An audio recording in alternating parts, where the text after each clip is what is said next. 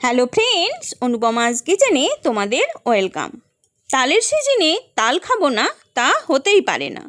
আবার যদি তালের কোনো ইউনিক রেসিপি হয় তাহলে তো আর কথাই নয়। সেরকমই একটি ইউনিক রেসিপি হলো তেজপাতায় তালের ভাপা পিঠে। এ তেজপাতায় তালের ভাপা পিঠের স্বাদ ও গন্ধ কী যে ভালো হয়, একবার না বানিয়ে খেলে তোমরা বিশ্বাসই করবে না যে এত সুগন্ধযুক্ত একটি পিঠে হতে পারে। তার জন্য দেখো নিয়েছি তাল নিয়ে আমি তালের পাল্প বার করে নিলাম। এই তালের পাল্প কিভাবে বার করতে হয় সেই পদ্ধতি আমার তালের বড়া রেসিপিতে রয়েছে, তোমরা দেখে নিও প্লিজ। এরপর তালের পাল্পটা আমি ফুটিয়ে ঠান্ডা করে নেব। আমার রেসিপিটি যদি তোমাদের ভালো লাগে, ইউটিউব চ্যানেল থেকে দেখলে চ্যানেলটিকে অবশ্যই সাবস্ক্রাইব করে দিও। ফেসবুক পেজ থেকে দেখলে পেজটি ফলো করে দিও। এই যে দেখো, তার জন্য নিলাম তেজপাতা, গাছের তেজপাতা নিয়ে ভালো করে ধুয়ে নিলাম। অপর দিকে নিলাম একটা নারকেল পাতার কাঠিটা আমার প্রয়োজন, তাই নারকেল পাতা একটা নিয়ে নিলাম। তেজপাতাগুলো ভালো করে ধুয়ে আমি তেজপাতায় একটুখানি তেল ব্রাশ করে নেব। তোমরা এখানে ঘিও ব্রাশ করে নিতে পারো। অল্প করে তেল মাখিয়ে নিলে তেজপাতার মধ্যে পিঠেগুলো স্টিম করার পর সহজেই বেরিয়ে আসে, পাতায় আটকে থাকে না। তাই তোমরা অবশ্যই পাতায় একটু তেল বা ঘি ব্রাশ করে নিও। অপরদিকে নারকেলের পুর দিয়ে বানাবো। নারকেল কোড়া দিয়ে পরিমাণ মতো চিনি দিয়ে আমি নারকেলের পুর রেডি করে নিলাম।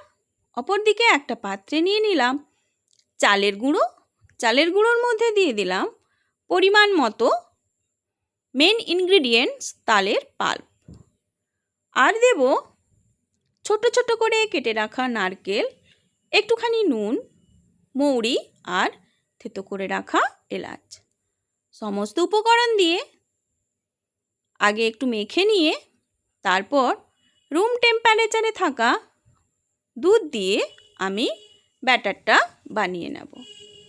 একটা চিটচিটে মতো ব্যাটার হবে, খুব পাতলাও হবে না আবার খুব শক্তও হবে না, একটা চিটচিটে টাইপের ব্যাটার হবে, তোমরা দেখেই বুঝতে পারবে। এই যে দেখো, অপরদিকে তেজপাতাগুলো এভাবে পানের খিলির মতো বানিয়ে নেব। তেজপাতাগুলোকে এভাবে পানের খিলির মতো করে বানিয়ে নিয়ে সেই নারকেল পাতার কাঠিটা দিয়ে আমি আটকে দেব, যাতে করে পাতাটা না খুলে যায়। এই যে দেখো, এভাবেই আমি পাতাগুলো রেডি করে পিঠেগুলো রেডি করে নেব। এরপর পাতার মধ্যে অল্প একটুখানি ব্যাটার দিয়ে লম্বা করে পাকিয়ে রাখা নারকেলের পুরটা আমি মাঝখানে দিয়ে দেব।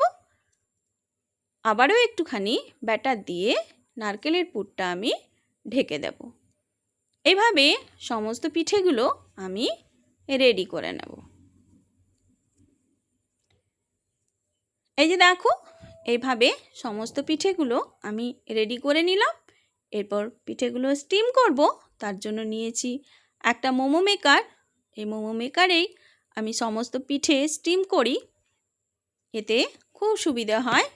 এরপর পিঠেগুলো দিয়ে মিনিট 10 স্টিম করে নিলেই পিঠেগুলো রেডি হয়ে যায়।